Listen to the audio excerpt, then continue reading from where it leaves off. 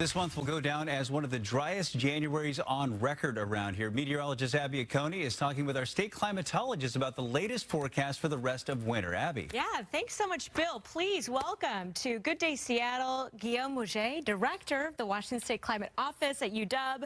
Thanks so much for joining us. This is great. Let's start right away with where we stand with the mountain snowpack. At what point do we start to get concerned about how our below normal snowpack will impact our environment and fire season? Yeah, so that's the good news. You know, we're still in the middle of winter. We got time, right? We're in a La Nina year. It might be cooler and wetter like we generally expect during those years. So there's potential to catch up. The bad news is, even though at the end of December we were in good shape, we've really, as you know, there's been no rain, basically, or very little.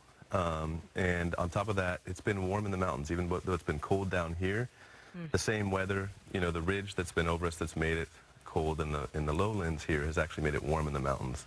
So we're dropping down to, in the worst cases, actually near Snoqualmie Pass, Stampede Pass, those areas, down to 50 to 60% of normal this time of year. North Cascades is low too. Some places are fine. Southern Cascades are fine in terms of snowpack. So, like I said, we still have time, but, the last 20 days haven't been great for mountain snowpack for most of the Cascades and the Olympics, actually. That's helpful for context, and we're really hoping that we can make up for lost time in February. So let's talk about, the next month forecast. We get a sense that it will probably be cooler and wetter than normal, but how cool and wet do we expect it? Yeah, we can't really say for sure, right? At this point, it's a tilting of the odds. Like I said, it's a La Nina.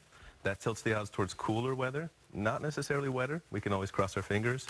But that's what the models are saying. If you look at the seasonal forecasts from NOAA, it is tilting of the odds more likely to be cooler and wetter than normal for the next month or two. So that's good news. We can hope that turns out to be right. Wouldn't that be great for skiers and snowboarders? And our water resources are so important too. Guillaume, a lot of people around here get excited about lowland snow, and it can be controversial around here. What do you think our possibilities are for that going into February? Yeah, well, okay, so for this weekend, there's some possibility it'll happen. Not clear yet, right? The models disagree. It's also looking like a storm that's not necessarily going to bring a lot of rainfall. And we have to have those weird conditions where we get cold air coming in from the east or the north at the same time as a storm coming from the west. So it's dicey, but it's possible for this weekend. Later on, same thing, right? I'm kind of a broken record here, but it's a La Nina, right? So colder than normal is what we expect. It can buck the trend, but that's generally what we expect. So that means there's a higher chance, right? The kinds of storms, on the other hand, that we get during La Ninas more often tend to come more from the north, right? Tend to bring a little bit less precipitation, so maybe less of a chance in that sense. Yeah. So it's a little bit, there's kind of competing factors going on there. I love that you bring that up, because you're right that it takes all of the right ingredients to line up, and sometimes you have one, but you don't have all of them. So yeah, the stars need to align, so to speak, with the lowland snow possibility. At what point can we get a better sense of the spring forecast? I know we might be thinking ahead of ourselves here, but we're going to transition from this weak La Nina to what's called a neutral pattern. And how might the spring play out? When will we have more clarity on that? Yeah, so that's a hard one, right? Yeah. First of all, we got long springs, right? It can be, it still feels like spring in June, right? 100%. So I think we're not going to know a lot about that, almost till it happens, right? So we're not, late March maybe we'll start to get a feel for what we're in for, but not before then. And like you said, it's a weak La Nina, so on top of that, it's not telling us a ton about what to expect. That's right. We do know that there can be consecutive back-to-back La Ninas, so we might see that next winter possibly? Yeah, who knows, right? We came out of a triple whammy, right? We had 3 back-to-back La Ninas, and then last year we had an El Nino that broke that streak.